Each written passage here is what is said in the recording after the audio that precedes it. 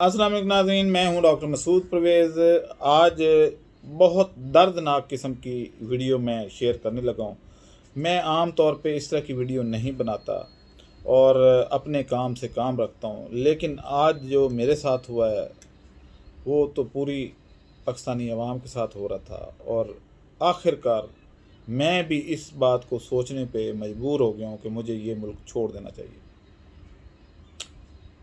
आज सुबह सुबह जब मैं उठा तो मेरे घर बिल आया बिजली का, और बिजली के बिल की जो अमाउंट थी वो 1,19,000 विद इन ड्यू डेट और 1,26,000 ड्यू डेट के बाद की थी।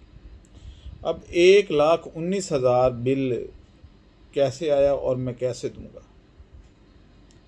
और अगर मैं दे देता हूँ तो क्या ये एक दफ़ा तो नहीं होगा ना, ये तो फॉरएवर अब यही होना है। तो क्या मैं हर महीने 1,19,000 या 1,26,000 रुपया भर सकता हूँ?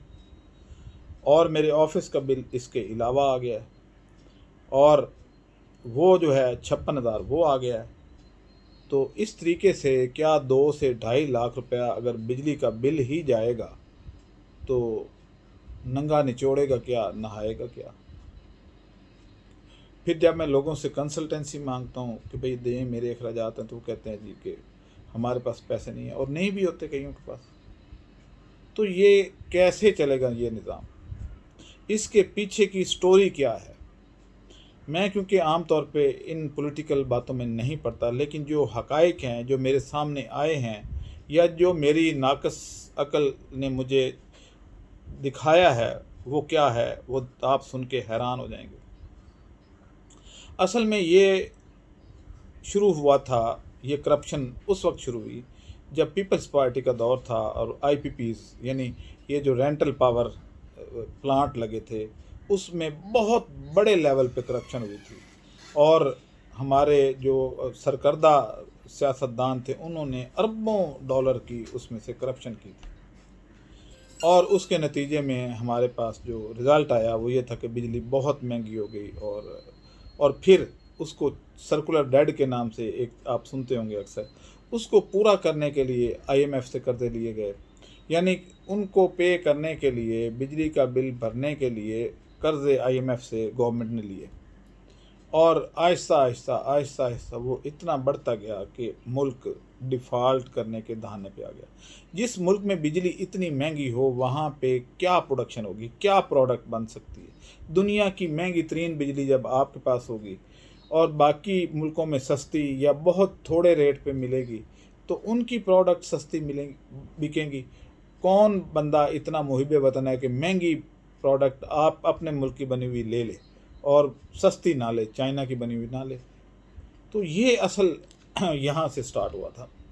फिर क्या हुआ कि फिर इसका करते करते इस साल जब ये सारा बोझ इतना बढ़ गया कि अब इसमें पीटीआई की हुकूमत भी शामिल थी, उन्होंने भी कर्जा लिया आईएमएफ से और किस्त पे नहीं की। आगे फिर ये लोग आ गए, और अब ये हालात हैं कि इनको वो कर्जा नहीं दे रहे थे क्योंकि वो देख रहे थे कि क्या होगा, लेकिन उन्होंने ऐसी शराइत रखी कि जैसे तैसे मर्जी है, खींच लो सब कुछ।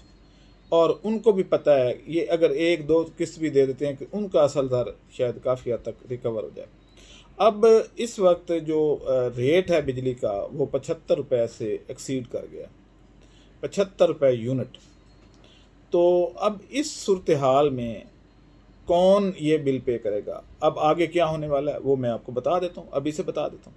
इस गवर्नमेंट ने ये आखिरी कर्जा लिया है, इसके बाद क्योंकि ना आईएमएफ ने देना है, ना किसी और मुल्क ने कर्जा देना है।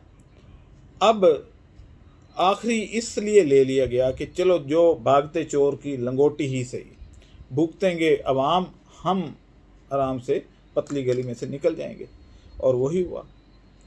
और इन्होंने इख्तियारात दे दिए निगरान गवर्नमेंट को कि भाई जो दिल करे, हालांकि निगरान गवर्नमेंट के पास ये इख्तियारात नहीं होते, स्पेशली बिल में अमेंडमेंट करके तो इनको दिए गए।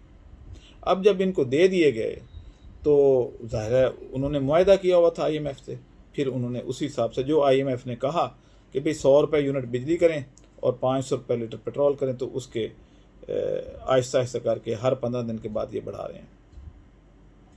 अब मेरा जो ऑफिस में ऑफिस बॉय है उसकी तनख्वाह 15,000 रुपये है।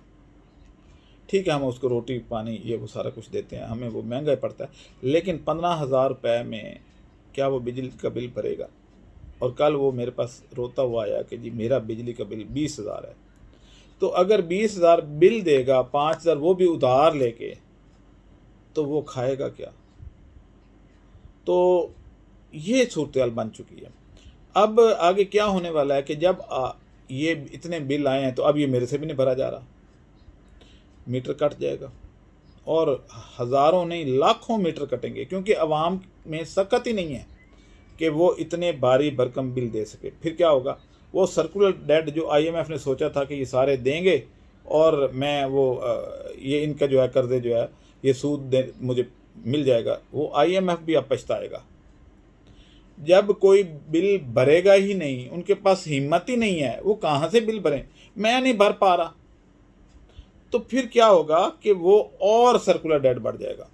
क्योंकि ये बिजली इस्तेमाल करें या ना करें, वो IPPs जो हैं वो उनको इन्होंने उनकी कैपेसिटी के मुताबिक पे करना है। तो अगर लाखों मीटर कट जाएंगे, ये सारे अंधेरे में डूब जाएगा मुल्क, तो वो कहाँ से कमाएंगे? फिर वो कहाँ से खाएंगे? जाहिर है उनको भी भागना पड़ेगा, लेकिन 2027 तक तो उनके मुआहदे हैं, वो काफ़ी कई 100 गुना कमा चुके हैं, जितनी उनके प्लांट थे उनसे 100 गुना ज़्यादा वो कमा चुके हैं। लेकिन क्योंकि मुआहदा हुआ हुआ है, वो हुकूमत की गर्दन दबाते हैं कि हम आपका मुआहदा हमारे साथ ये करें। अब जब ये सारा कुछ होगा तो फिर अंधेरे में मुल्क डूब जाएगा, जैसे कि श्रीलंका डूब गया था।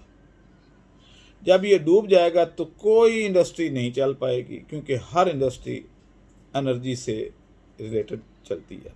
एनर्जी होगी तो ये चलेगा मुल्क, अगर नहीं होगी तो मुल्क बंद हो जाएगा। अब जब मुल्क बंद हो जाएगा तो फिर क्या होगा? फिर इंतशार पैदा होना शुरू हो जाएगा। जब इंतशार होगा, लोग भूखे मरेंगे, छतों पे सोएंगे, पंखा नहीं होगा, पानी नहीं होगा, बिजली नहीं होगी, गैस भी नहीं होगी, कुछ भी नहीं होगा, तो फिर जंगल में आप रह रहे होंगे और फिर जंगल का कानून ही अमल पैरा होगा। इदारे क्या करेंगे? मतलब हमारे जो इदारे हैं वो अवाम के पैसे से चलते हैं। जब अवाम के पास पैसा नहीं होगा तो ये जितने भी इदारे हैं इनको तनख्वाहें कहाँ से जाएंगी? जब तनख्वाहें नहीं जाएंगी तो इदारे कैसे काम करेंगे?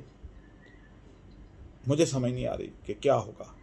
फिर एक खूनी इनकलाब आएगा और उसमें आपको मजबूरन निकलना पड़ेगा, क्योंकि पीछे भी मौत होगी और आगे भी मौत होगी। अब ये मुल्क इस नहज पे पहुंच चुका है। एक वक्त था कि हमारी गवर्नमेंट जो है वो अफ़गानिस्तान के ऊपर बाड़ लगा रही थी कि कोई अफ़गानी इधर ना आए, क्योंकि उनकी इकॉनमी डाउन थी और वो इधर आते थे और रोज़गार तलाश करते थे। अब अफ़गानी तो आए ना आए, अब पाकिस्तानी उधर जाने को तैयार बैठे हैं कि बाढ़ हटे हम, क्योंकि उनका डॉलर 72 रुपये का है, आपका 330 रुपये का है। उनके यहाँ बिजली सस्ती है, आपके यहाँ बिजली बहुत महंगी है। अब उधर इंडस्ट्रियलाइजेशन शुरू हो गई, क्योंकि उनकी जो हुकूमत है वो अपने मुल्क से मुखलिस है। उनके जो लीडर्स हैं वो ईमानदार हैं, वो आराम से सड़कों में फिरते हैं और एक आध गार्ड होता है उनके साथ, और तो कुछ। उनका आर्मी चीफ आराम से फिर रहा होता है, उधर उनको कुछ नहीं कोई कहता। इधर हमारे यहाँ एक पटवारी नहीं मान, एक SHO की ठाठ बाट आप देखें, तो फिर ऐसे ही होगा। ये वापडा कितना बड़ा महकमा है, उनका एक PNB 250-300 यूनिट फ्री इस्तेमाल करता है। बाकी इदारे जो हैं वो वैसे नहीं देते। क्या थानों का बिल आता है? अगर आता है तो बताएं, दिखाएं कितना है। सब ने कुंडी लगाई हुई है। कराची की आधी आबादी जो है अवाम की, वो कुंडी लगा के करती है, तो फिर सारी कुंडियां ही लगेंगी। बिल लेंगे किससे? जब पब्लिक की मेजॉरिटी किसी कानून के खिलाफ चल पड़ती है तो फिर वो कानून बन जाता है, क्योंकि आप किस किस किस को पकड़ेंगे, फिर किस किस को अंदर करेंगे, किस किस का मीटर उतारेंगे। मीटर उतर जाए तो वापडा महकमा ही ख़त्म हो जाएगा। जितने बिल लोग नहीं देंगे, डिफ़ॉल्ट कर जाएंगे, तो रेवेन्यू कैसे इकट्ठा करेंगे? अगले महीने आप IMF को किस्त कैसे देंगे बताएं? आप चाइना का कर्जा वापस कैसे करेंगे? जब मुल्क में होगा ही कुछ नहीं तो कैसे करेंगे? क्या मुल्क को फिर बराए फ़रोख्त रख दें? बस यही एक कसर रह गई है।